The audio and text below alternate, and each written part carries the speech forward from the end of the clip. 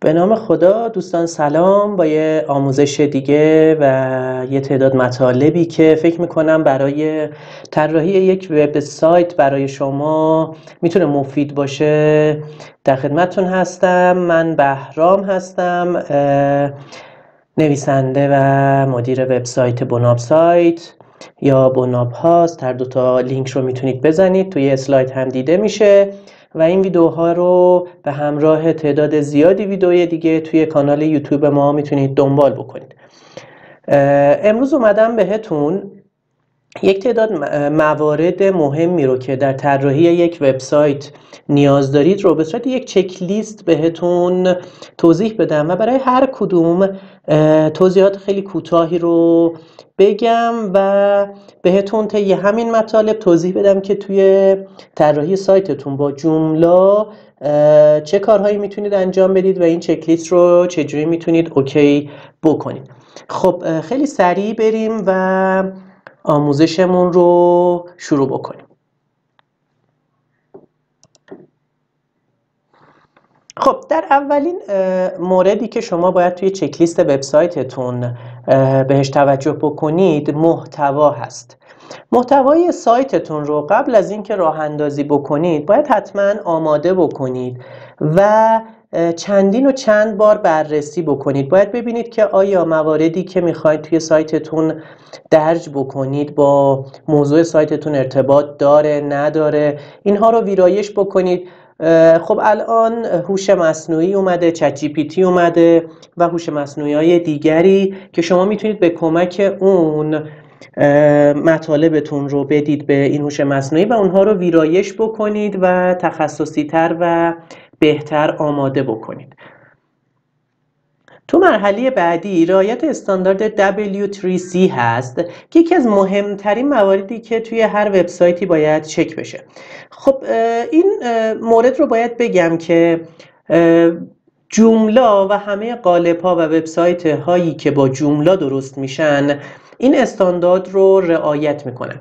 علت این که من این مورد رو توی اسلایدمون آوردم علیرغم این که توجه اصلیمون به سیستم مدیریت محتوای جوملا هست اینه که شما باهاش آشنایی داشته باشید و اگر شروع کردید که خودتون قالب‌های اختصاصی خودتون رو طراحی بکنید با بوتسترپ با هر سیستم دیگه‌ای، این مورد رو بهش توجه بکنید و در طراحی هاتون بهش دقت بکنید.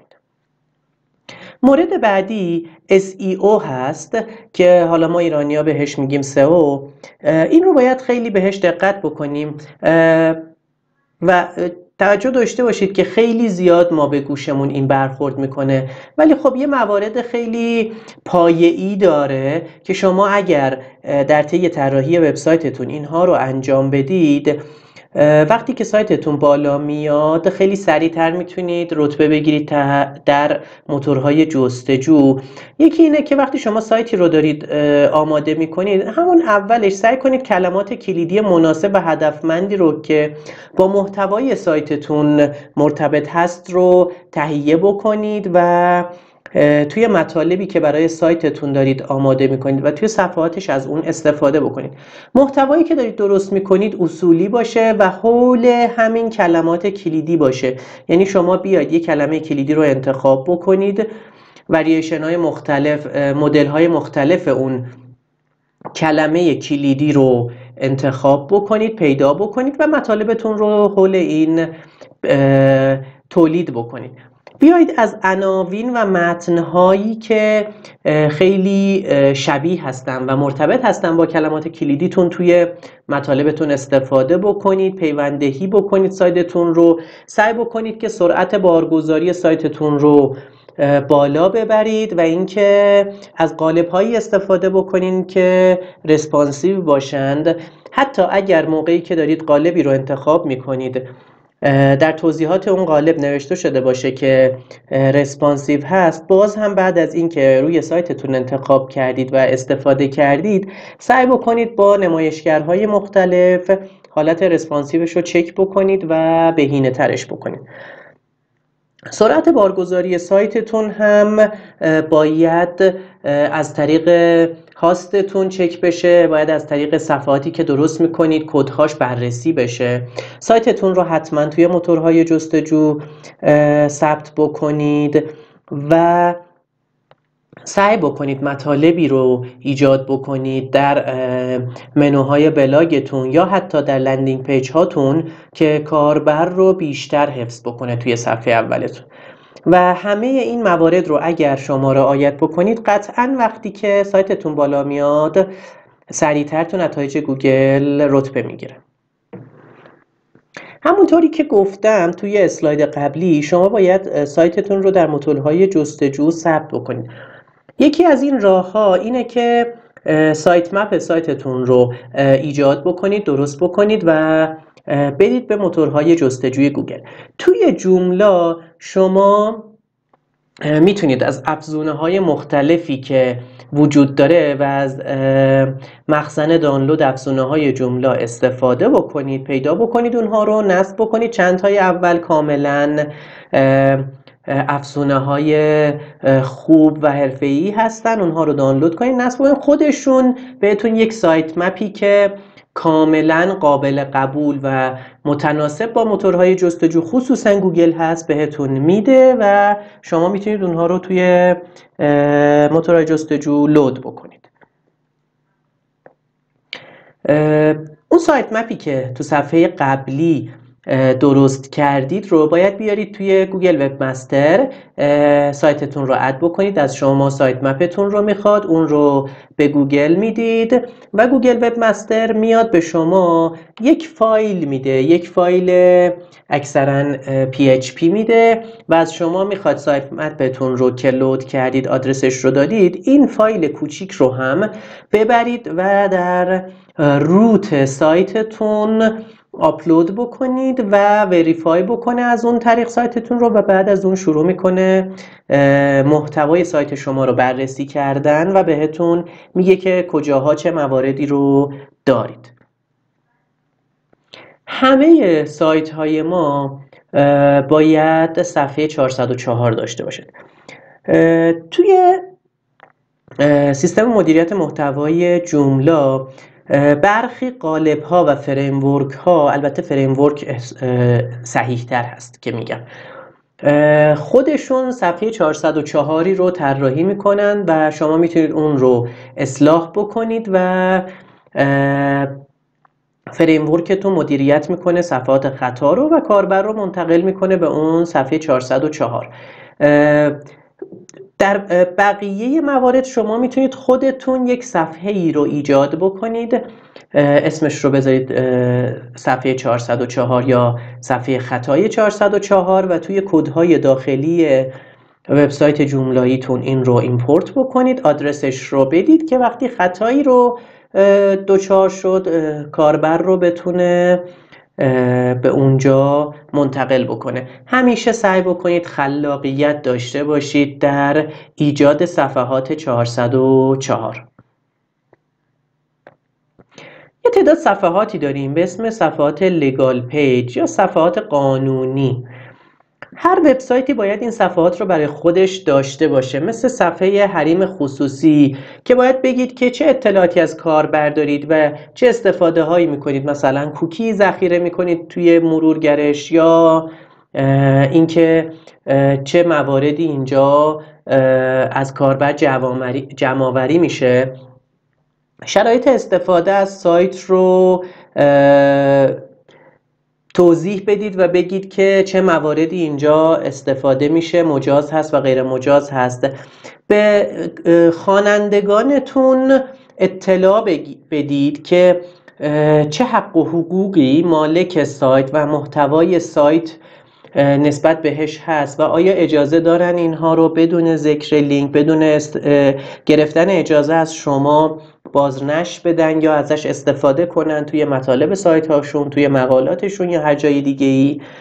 و صفحه رفع مسئولیت هست که میاد مشخص میکنید که اگر کاربری اومد و اینجا از مواردی توی سایت شما استفاده کرد که مسئولیتی متوجه شما نیست، این رو اینجا توضیح بدید، بگید که چه مواردی ممکنه پیش بیاد و اگر این اتفاق افتاد متوجه شما هست یا نیست. این موارد حتما باید برای شما قرار داده بشه، توی سایتتون بگذارید تا بعداً مشکل حقوقی برای شما پیش نیاد. البته که بالاخره توی موارد حقوقی ایران ممکن هست بعضی قاضی ها بهش دقت بکنن و بعضی دقت نکنن، ولی به هر حال اگر شما این رو ذکر کرده باشید قطعاً تأثیر مثبتی توی روند پیش اومده خواهد داشت. موضوع بعدی تماس با ما یا ارتباط هستش. وبسایت جوملا، سیستم مدیریت جوملا امکانی رو داره که میتونید خیلی راحت یک صفحه تماس با ما توش ایجاد بکنید و همه اطلاعاتی رو که یک کاربری برای ارتباط گرفتن با شما نیاز دارد رو اونجا قرار بدید و کاربری که کلیک کرد سریع میتونه آدرس رو ببینه، شماره تلفن ها رو ببینه، شماره فکس رو ببینه، ایمیل شما رو ببینه و هر اطلاعات دیگه‌ای که شما خودتون دوست دارید اونجا بگذارید. همچنین شما میتونید از طریق صفحه سازها صفحه تماس با ما اختصاصی و دلخواه خودتون رو هم ایجاد بکنید و توی سایتتون منتشر بکنید. مورد بعدی شبکه‌های اجتماعی هست. هر وبسایتی رو که شما دارید ایجاد می‌کنید حتماً بیاید توی صفحه‌های اجتماعی و شبکه‌های اجتماعی معروف و اونهایی که خیلی پرطرفدارتر هستند در جامعه مد نظر شما ایجاد بکنید. حالا در ایران اینستاگرام هست، تلگرام هست، توییتر، فیسبوک، لینکدین، اینها رو میتونید صفحاتش رو ایجاد بکنید. سعی بکنید حتما لوگوی سایتتون به عنوان عکس پروفایلتون باشه. قسمت پروفایل این شبکه ها رو بیاید صفحه اصلیتون یا لوگوی سایتتون رو به شکلی قرار بدید، اطلاعاتتون رو اونجا قرار بدید. سعی بکنید اطلاعات مفیدی رو از سایتتون اونجا منتشر بکنید. نیایید صفحه کاریتون رو اختصاص بدید به انتشار موارد شخصی و حالا به هر حال گل و بلبل و صبحونه و اینجور موارد و ازش استفاده بکنید تا بتونید کاربر بیشتری رو جذب سایتتون بکنید و مخاطب رو جذب بکنید. قطعا اینها خیلی خیلی تاثیر داره و این رو توجه داشته باشید که نسل جدیدی که دارن از اینترنت استفاده میکنن خیلی از جستجوهاشون رو توی همین سوشال مدیا انجام میدن تا خود گوگل و قطعا حضور قوی توی سوشال مدیا کمک میکنه که شما کاربر بیشتری رو جذب وبسایت خودتون بکنید. شما وقتی هر سایتی رو ایجاد میکنید باید بیاید منو براش ایجاد بکنید، منو بسازید براش تا کاربر بتونه خیلی راحت مسیریابی بکنه و بتونه به موارد مختلف توی سایت شما دسترسی داشته باشه.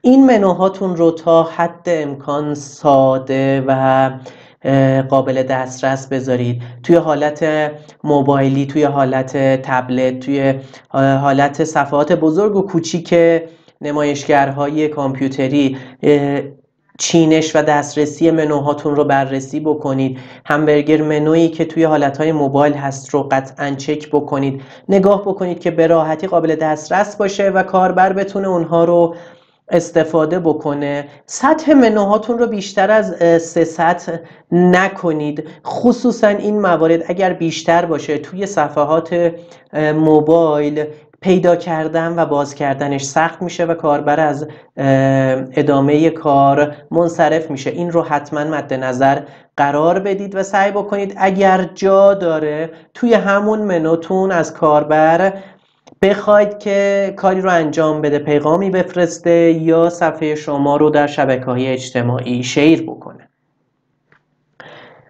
لینک ها یا پیوند ها خیلی نقش مهمی داره توی بهینه‌سازی سایتتون یا SEO تون.